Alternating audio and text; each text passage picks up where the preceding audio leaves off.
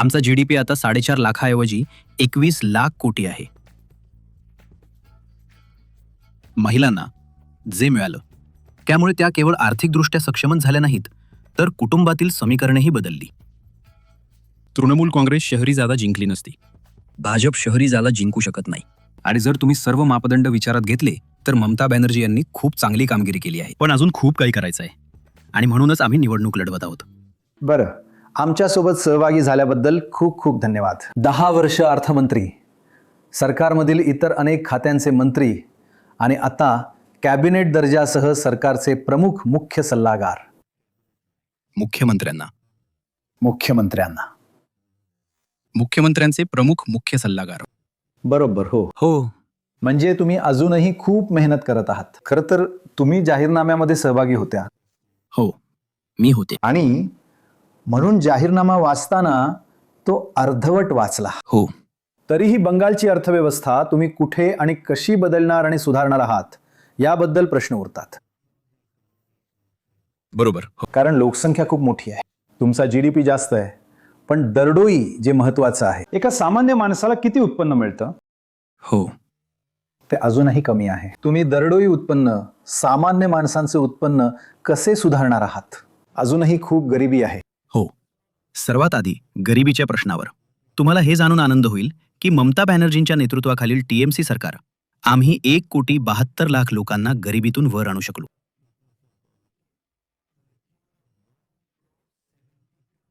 1,70, 1,72 कोटी. हो, 1,72,00,000 लोकांना आम्ही गरिबीतून बाहेर काढू शकलो. 17 दशलक्ष. ते 17 दशलक्ष आहे, दशलक्षच्या भाषेत. बरोबर. आता पुन्हा ते काम प्रगतीपथावर आहे. प्रचंड. दुसरा महत्वाचा मुद्दा हा आहे की बेरोजगारीच्या दरात सुद्धा भारत सरकारच्या अलीकडील अभ्यासात दिसून आले आहे. माझा अभ्यास नाही, भारत सरकारचा अभ्यास. 2016 ते 2023 या 6 वर्षात आम्ही बेरोजगारीचा दर 45.6% नाही, 45.65% कमी करू शकलो.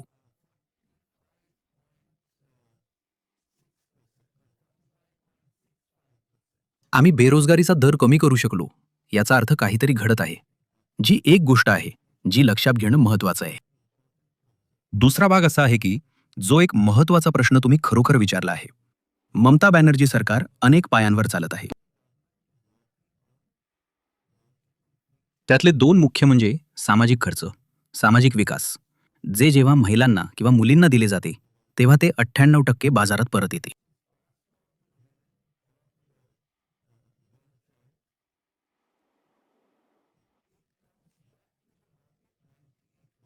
त्याला गरीब लोकांची सीमांत उपभोग प्रवृत्ती म्हणतात. ते त्यांना सक्षम करते. आणि मनोरंजक गोष्ट ही आहे की प्रतीची, अमर्त्य सेन अध्यक्ष असलेली संस्था म्हणते की महिलांना जे मिळालं त्यानं त्यांना केवळ आर्थिकदृष्ट्या सक्षम केले नाही, तर कुटुंबातील महिलांच्या सक्षमीकरणाची गतिशीलताही बदलली.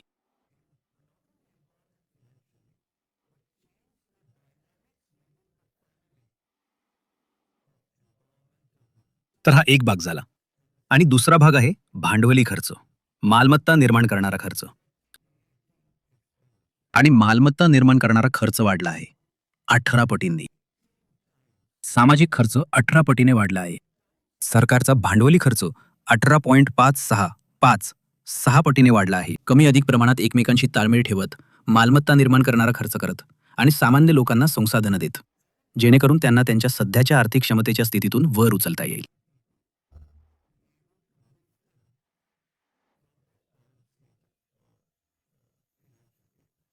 पण तुम्हाला तुमची देणी केंद्राकडून वेळेवर मिळतात का? कारण नेहमीच प्रत्येक संसदीय अधिवेशनात टीएमसीचे खासदार आंदोलन करत असतात, तक्रार करत असतात की केंद्र सहकार्य करत नाहीये किंवा खरं तर पश्चिम बंगालला जाणून बुजून लक्ष करत आहे. हो, बरं. आमच्या अधिकृत अंदाजानुसार केंद्राकडून अंदाजे 2 लाख कोटी आहेत, जे केंद्राने आम्हाला दिलेले नाहीत. तर त्या जे त्यांनी आम्हाला दिलेलं नाही, मी तुम्हाला एक उदाहरण देते. 100 दिवसांच्या कामाच्या बाबतीत 36,000 कोटी त्यांनी आम्हाला दिलेले नाहीत.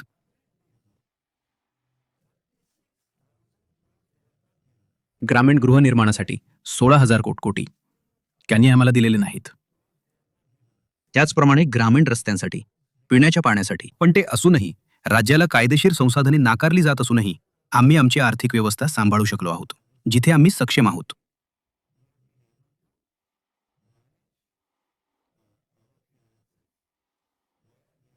तुम्ही सर्व मापदंड पाहिलेत तर आम्ही बऱ्यापैकी चांगली कामगिरी करत आहोत. आणि आमचा GDP आता 21 लाख कोटी आहे. 21 लाख कोटी, 4.5 लाख कोटींच्या जागी.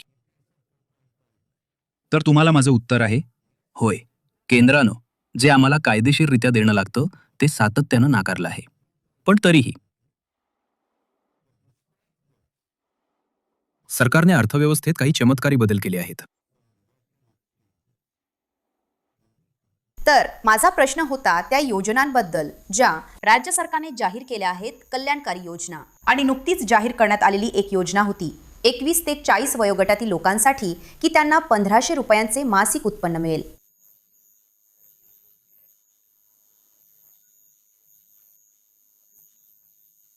हो, 84 लाख लोकांनी 12 दिवसांच्या कालावधीत नोंदणी केली. हो, म्हणजे या वयोगटातील 4 व्यक्तींपैकी एक. हो. यावरून राज्यातील बेरोजगारी, बेकारीबद्दल काय दिसून येतं, जिथे सरकार आता 10 वर्षांपासून सत्तेत आहे. बरं, मला वाटतं इथे महत्त्वाचं हे आहे की जर तुम्ही संपूर्ण भारताचा बेरोजगारीचा दर पाहिला तर तुम्हाला आढळेल की पश्चिम बंगालचा बेरोजगारीचा दर लक्षणीयरित्या कमी आहे. आणि ही आकडेवारी तुमच्यासाठी उपलब्ध आहे. हो, आम्हाला आणखी काही करण्याची गरज आहे आणि यात तरुण लोकांनी अर्ज केला आहे. त्यापैकी बरेच जण शिकत आहेत, ते परीक्षा देत आहेत वगैरे. आणि त्यांनी नोंदणी केली आहे. तुम्ही तसंच म्हणालात. ज्यांनी नोंदणी केली आहे त्यांच्यामधूनच ते समोर येतील. ज्यांना मिळतंय, ज्यांना पैसे मिळत आहेत ते तेच आहेत जे त्यासाठी पात्र ठरत आहेत. उदाहरणार्थ अट अशी आहे की तुम्ही 10वीची परीक्षा उत्तीर्ण केली पाहिजे. ते माध्यमिक आहे. आता ज्या 86 किंवा जी काही संख्या आहे ज्यांनी नोंदणी केली आहे त्यांच्यापैकी 84 लाख. काही 84 लाख, त्यापैकी काही जण कदाचित पास झाले नसतील, पण त्यांनी अर्ज केला आहे. आणि मग दुसरे म्हणजे तुम्हाला दुसरी अट देखील पाहावी लागेल. ती म्हणजे तुम्ही सध्या फायदेशीर रोजगारात नाही आहात. तर ते कदाचित अर्धवेळ काम करत असतील, ते अनौपचारिक क्षेत्रात काम करत असतील, पण त्यांना वाटले की अर्ज करणं हा त्यांचा हक्क आहे. तर मी म्हणेन की नोंदणीची संख्या तुलनेने मोठी असली तरी जर तुम्ही रोजगाराचे एकूण चित्र पाहिले तर मी त्याची अनेक उदाहरणं देऊ शकते जिथे आम्ही रोजगाराला चालना दिली आहे. आणि भारत सरकार म्हणते की आम्ही गेल्या 6 वर्षात बेरोजगारीचा दर 45.65% कमी केला आहे. तर साहजिकच आम्ही बेरोजगारीचा दर कमी केला आहे. पण एका बारा 10 ते 12 कोटी म्हणजे तुम्ही 110 दशलक्ष लोकांबद्दल बोलत आहात, ज्यापैकी बरेच तरुण आहेत. कारण हा तो वयोगट आहे जिथे लोकसंख्याशास्त्रीय पिरॅमिड आयुर्मान तक्ता तुम्हाला सांगेल की मोठी एकाग्रता आहे. आपल्याला करावे लागेल. हे काम प्रगतीपथावर आहे. तर ह्या निवडणुकीत ही एक खूपच घाणेरडी निवडणूक आहे. हो, तुम्ही केंद्राशी लढत आहात असं म्हणत आहात की ते, जसं तुम्ही म्हणालात, ते तुम्हाला निधी देत नाहीत. ते बंगालसोबत भेदभाव करत आहेत, ते प्रयत्न करत आहेत हो, केंद्रातून बंगालवर ताबा मिळवण्याचा. हो, म्हणजे केंद्र विरोधी आणि त्यांचं मुस्लिम विरोधी हो, गॉस्पेटियाचं सॉन्ग घेऊन बरोबर. इतक्या नकारात्मकतेने उलगडणाऱ्या या निवडणूक प्रचाराकडे कसं पाहावं? बरोबर. तुम्हाला हिंसाचार होण्याची अपेक्षा आहे का? तुम्ही त्या सगळ्यावर नियंत्रण कसं ठेवणार आहात? बरं, मला वाटतं याच्या मागे निवडणूक प्रक्रिया ही एक अशी गोष्ट आहे ज्याबद्दल लोक बोलत नाहीत. तेच ममता बॅनर्जींचं सामान्य लोकांशी असलेलं नातं आहे. हे एक असं बंधन आहे जे भाजपत तोडू शकलेलं नाही आणि ते कधीही तोडू शकणार नाही. उदाहरणार्थ, एक बाई एका दुसऱ्या वृद्ध बाईची मालिश करायला आली होती. तुम्हाला माहिती आहे, तेलाची मालिश. तिला विचारण्यात आलं, राजकारणाबद्दल काय? हे 2016 मधलं आहे. तेव्हा लोक केशुंद्र नव्हतं. राजकारणाबद्दल काय? ती म्हणाली, मला राजकारण समजत नाही. मला इतकं समजतं की दीदी जे काही करेल ते आमच्या भल्यासाठीच करेल. मग त्या व्यक्तीनं विचारलं, तुम्हाला काय मिळालं? ती म्हणाली, मला काहीही मिळालं नाही, पण मला माहिती आहे की ती जे काही करेल ते आमच्यासाठीच असेल. तर हे संघर्षातून, 34 वर्षाच्या संघर्षातून आलेलं एक खूप खोलवर रुजलेलं बंधन आहे. एक लढवय्ये, कोणीतरी जे गरिबांसाठी लढेल वगैरे. हा एक अंतर्निहित विषय आहे. आता तो विषय त्यांनी पुढे कसा नेला हा प्रश्न मला कोणीतरी विचारला. त्याला जोड दिली गरिबांसाठीच्या आर्थिक संसाधनांची. तर महिला 2.4 कोटी महिला म्हणजेच 24 दशलक्ष महिला यांना मिळाला आहे आजपर्यंत लोक केशुंद्र मिळालं आहे, जे आता 1,500 रुपये आहे.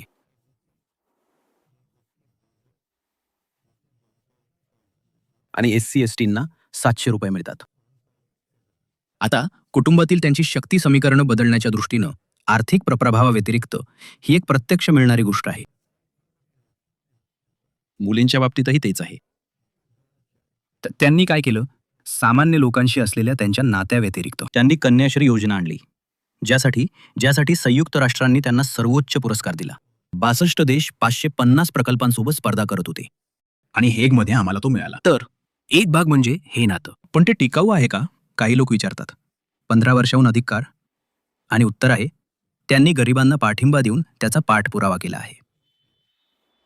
अत्यंत महत्त्वाचं, ज्याने कुटुंबातील महिलांच्या भूमिकेची समीकरणंही बदलली आहेत. बरोबर. अलीकडेच केलेल्या एका अभ्यासानुसार लोक किंवा भंडार किंवा कन्याश्री सारख्या योजना गेल्या 15 वर्षांच्या अँटी इन्कम्बन्सीचा सामना करण्यासाठी तुम्हाला किती मदत करत आहेत? आणि एक अर्थशास्त्रज्ञ म्हणून तुम्हाला वाटतं का की यांसारख्या योजना सरतेशेवटी टिकाऊ आहेत? हो, मला वाटतं हा एक योग्य प्रश्न आहे. सगळ्यात आधी ते आहे टिकाऊ आहे, कारण आमचा एकूण बजेट सरकारचा या वर्षाचा एकूण बजेट 4 लाख कोटींपेक्षा जास्त होता.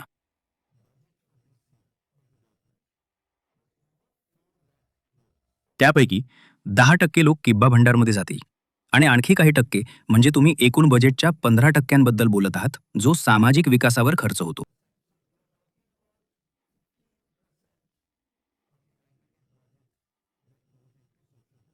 आणखी 15% किंवा जवळपास तितका भौतिक विकास आणि मालमत्ता निर्मितीमध्ये जातो. तर मी म्हणेन की 4 लाख कोटींच्या अर्थसंकल्पासह 4 लाख कोटी जर GDP ज्या दराने वाढत आहे त्या दराने वाढत राहिला, जो 10⁻5 ते 10⁻60% आहे, तर ते केवळ टिकाऊच नाही. निश्चितपणे हे केवळ टिकवून ठेवण्यासारखंच नाही. तर मी हेही सांगेन की विसरू नका, जेव्हा त्या स्त्रीला ते 1,500 रुपये मिळतात, त्या पैशांपैकी 98% ते मागणीच्या स्वरूपात बाजारात परत येतात.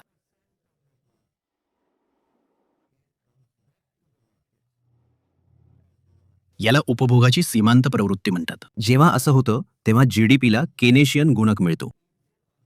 त्यामुळे लोक विसरतात की ही मागणीला चालना देणारी रचना सुद्धा आहे. तर टिकाऊपणा ते मागणीच्या स्वरूपात बाजारात जे परत येतं त्यातून येतो. एका स्त्रीनं नुकताच या पैशांनी एका गावात एक मिक्सर विकत घेतला. लगेचच त्याचा संपूर्ण गावावर एक ग्राहक विकासात्मक परिणाम झाला, जिथे इतर स्त्रियांनाही मिक्सर विकत घ्यायचा होता.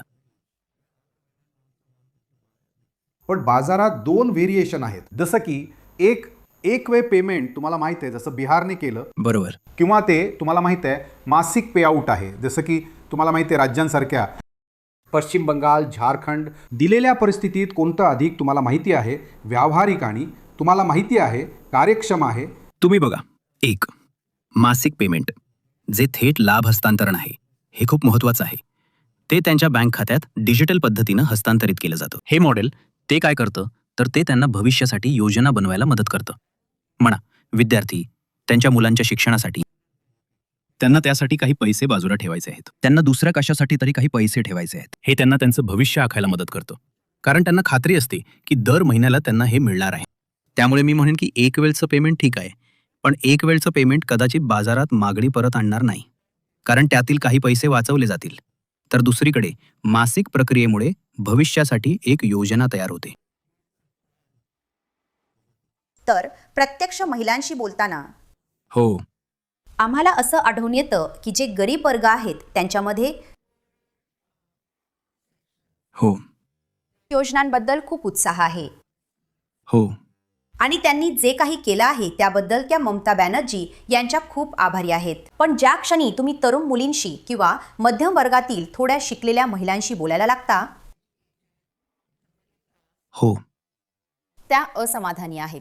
त्या म्हणतात की नोकऱ्या नाहीत, सुरक्षितता नाहीये, त्यांना बदल हवा आहे. आणि अशीच गोष्ट ग्रामीण भाग विरुद्ध शहरे यांच्यातही दिसून येते. तर तुम्हाला असं वाटतं का की या सगळ्या स्पर्धात्मक कल्याणकारी धोरणांनी तुम्हाला माहिती आहे आता प्रत्येक पक्ष हे करत आहे. केवळ वर्गीय दरीच नाही तर शहरी ग्रामीण दरीही निर्माण केली आहे, जिथे आकांक्षा खूप वेगळ्या आहेत आणि तुम्हाला माहिती आहे त्यांना याच्या पलीकडे जायचं आहे. आणि हे इथे घडत आहे. आम्ही जेव्हा महिलांशी बोलतो तेव्हा आम्ही हे प्रत्यक्ष पाहिलं आहे. मला वाटतं की हा एक योग्य प्रश्न आहे. मी आधी हे सांगू इच्छिते की जर शहरी महिला किंवा थोड्या जास्त शिकलेल्या महिला त्यांना मिळत असलेल्या सामाजिक विकासाच्या पैशांनंतरही भ्रमनिरास झालेल्या असत त्या, तर तृणमूल काँग्रेसने शहरी जागा जिंकल्या नसत्या.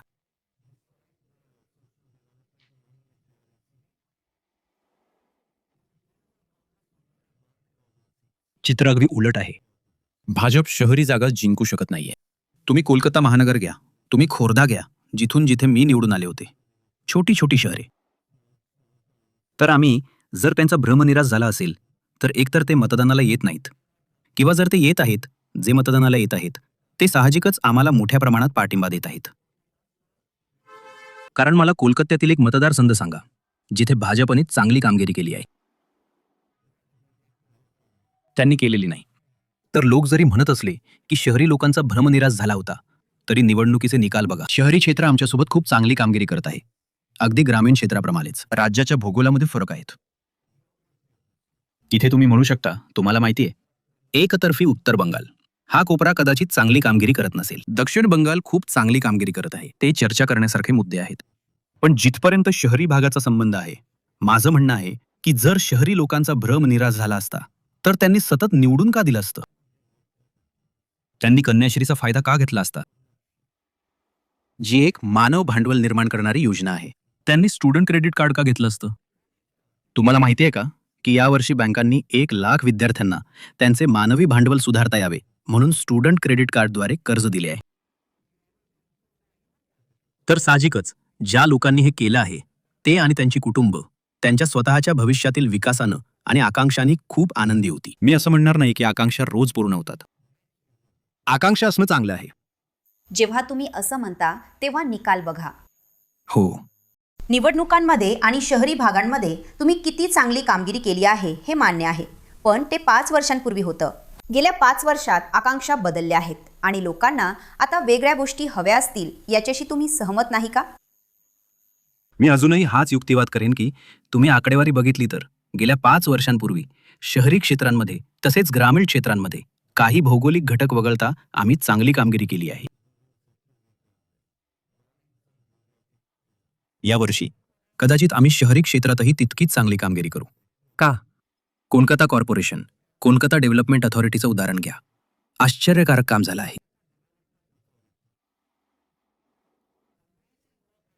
हे कोणीही नाकारणार नाही. तिथे वीज नाही, बिजली कार्ड खतम नाही होत आहे. तिथे वीज पुरवठा खंडित होत नाही, जी संगणक वापरणाऱ्या आणि काम करणाऱ्यांसाठी एक उत्तम गोष्ट आहे. आज 54,000 आय टी व्यावसायिक फक्त TCS, Tata consulting service, Tata सोबत काम करत आहेत.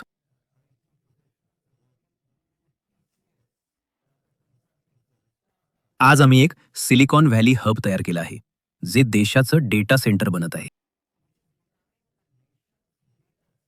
11 कंपन्यांनी जमीन घेतली आहे. त्यापैकी 6 पूर्ण झाले आहेत. एक जपानी आहे NTT, एक सिंगापूरची कंपनी आहे. आता तिथेच महत्वाकांक्षी तरुण IT क्षेत्रातील नोकऱ्यांकडे वळत आहेत. मी उदाहरणार्थ ITC, प्रसिद्ध कंपनी ITCने कोलकात्यात एक AI ग्लोबल सेंटर सुरू केलं आहे, ज्याचं उद्घाटन ममता बॅनर्जींनी केलं. AI, artificial intelligence global centre. आता तिथेच नवीन तंत्रज्ञान क्षमता असलेले महत्वाकांक्षी लोक जात होते. आता तसं पाहिलं तर इन्फोसिसचं पश्चिम बंगालमध्ये कॅम्पस नव्हतं. फक्त 3 वर्षांपूर्वी ममता बॅनर्जींनी इन्फोसिसच्या नवीन कॅम्पसचं उद्घाटन केलं. पण सर, असा समज का आहे की मुंबई किंवा बेंगळुरू सारख्या इतर महानगरांप्रमाणे कोलकाता पुरेशी वाढ करत नाहीये आणि इतर महानगरे ज्या गतीने वाढत आहेत त्या गतीने वाढत नाहीये? मला वाटतं हा समज विरुद्ध वास्तव असा प्रकार आहे. आता तुम्ही आमच्या विरुद्ध प्रचार केलात तर जिथे राष्ट्रीय माध्यमं आमची माहिती दाखवणार नाहीत, सगळ्यांना माहीत आहे, लोक गोदी मीडिया आणि या सगळ्याबद्दल बोलतात. तेही माहिती दाखवणार नाहीत जी मी तुम्हाला देत आहे, जी भारत सरकारकडूनही आली आहे, माझ्याकडून नाही. तर माझा मुद्दा असा आहे की जर तुम्ही बंगाल विरुद्ध प्रचार केलात माध्यमांच्या स्वरूपामुळे, सगळेच नाही पण त्यातला एक मोठा भाग, तर तुम्ही साहजिकच या चांगल्या गोष्टी ज्या मी तुम्हाला सांगत आहे, ज्या वस्तुस्थितीवर आधारित आहेत, त्याबद्दल कोणी बोलत नाही. डेटा सेटबद्दल कोणीच बोलत नाही. याबद्दल कोणीच बोलत नाही की तिथे 21 जेव्हा आम्ही सत्तेत आलो तेव्हा 3 सिमेंट कंपन्या होत्या, आज तिथे 30 सिमेंट कंपन्या आहेत. कोणीच म्हणत नाही की भारतातील स्टील निर्यातीपैकी 14% बंगालमधून होते. कोणीच तसं म्हणत नाही. हे कोणीही म्हणत नाही की आशियातील नाही तरी भारतातील सर्वात मोठे गोदाम पश्चिम बंगालमध्ये फ्लिपकार्टनं बांधले आहे, जिथे गोदामाच्या आत 9 किलोमीटरचा बेल्ट फिरतो. 9 किलोमीटर.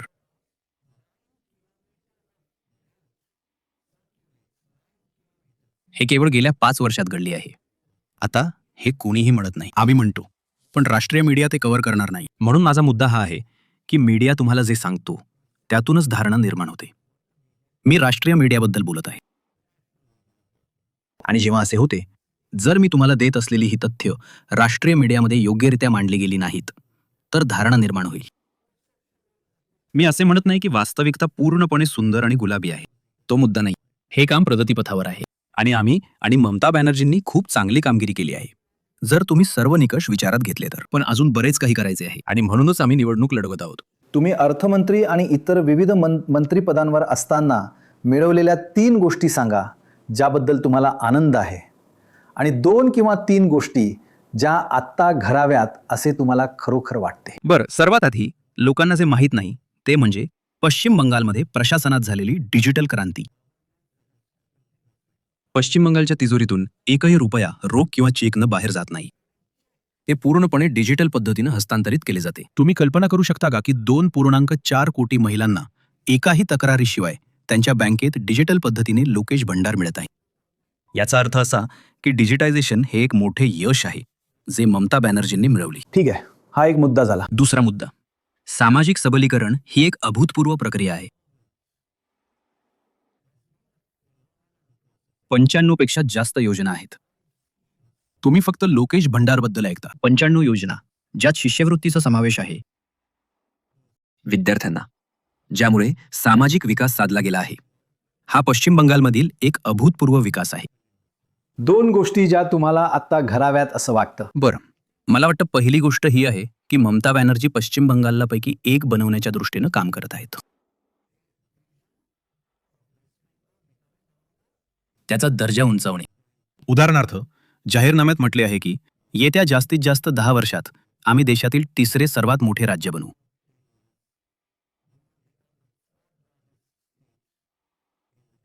आम्ही 10.50% नाममात्र दराने वाढत आहोत. हा एक अभूतपूर्व वाढीचा आकडा आहे. तर आम्ही अशा बंगालकडे पाहत आहोत जो खूप लवचिक आहे. आम्ही जे करू शकलो आहोत त्याच्याही पुढे. आणि एक गोष्ट जी ते साध्य करू शकेल. बरं, पहिली गोष्ट म्हणजे भांडवली खर्च, ज्याबद्दल मी बोलले आहे. सरकार मालमत्ता निर्माण करणाऱ्या खर्चावर खर्च करत आहे. हे उसळी घेणार आहे. इन्फ्रास्ट्रक्चर, पायाभूत सुविधा आहे का? भौतिक पायाभूत सुविधा. तुम्ही इथे आलात तेव्हा महानली फ्लायओव्हरवरून आलात. तो आधी तिथे होता का? नाही. तर तुम्ही जे म्हणत आहात, आता महानली फ्लायओव्हरमुळे काय होते? वेळ कमी लागतो, व्यवसाय उभे राहतात.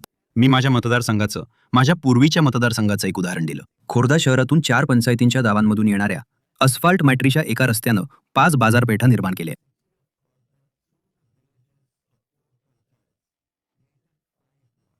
तुम्ही रस्ता बांधून घेतला आणि त्यामुळे निर्माण झाले, त्याचा एक गुणत परिणाम झाला आणि 5 बाजारपेठा निर्माण झाल्या. केन्सियन मल्टिप्लायर. 5 बाजारपेठा निर्माण झाल्या. बरोबर. का? कारण छोटा हत्ती, जसं त्याला म्हणतात, ती माल वाहून नेणारी छोटी व्हॅन आता बाजारात पोहोचू शकत होती, जी रस्ता पुरेसा चांगला नसताना पोहोचू शकत नव्हती. खूप खूप धन्यवाद. ते खूप खूप रंजक होतं. धन्यवाद. खूप खूप धन्यवाद.